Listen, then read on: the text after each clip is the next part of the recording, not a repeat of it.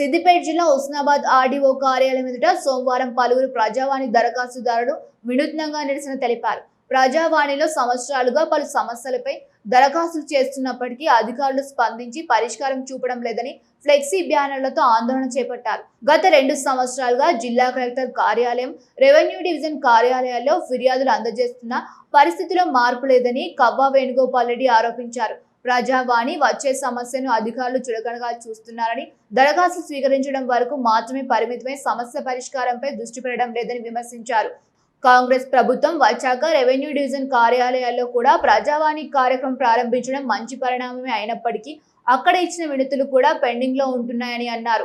ప్రజావాణి కార్యక్రమాన్ని ప్రజలకు నిజమైన ఉపయోగం కలిగేలా నిర్వహించి దరఖాస్తును సత్వరమే పరిష్కరించేలా ప్రభుత్వం చర్యలు తీసుకోవాలని నిరసనకారులు డిమాండ్ చేశారు.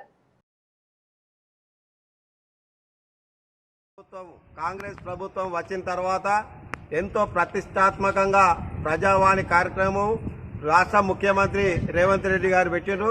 దానికి సమాధానం చెప్పాలని కూడా జిల్లా కలెక్టర్ ఆదేశాలతో జిల్లా కలెక్టర్ ఆఫీసులో కూడా ప్రజావాణి కార్యక్రమం చేయడం జరిగింది.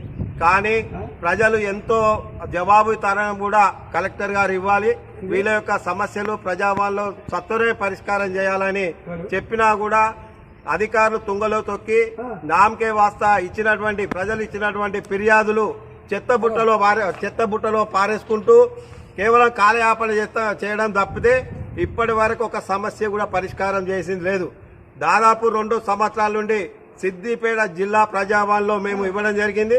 కానీ ఇప్పటి వరకు అధికారుల యొక్క సమాధానం లేదు. దాన్ని ఇంకా సౌలభ్యం చేసేందుకు రెవెన్యూ డివిజన్ కార్యాలయంలో కూడా ఏదైతే ప్రజావాణి కార్యక్రమం మొదలుపెట్టడం జరిగింది.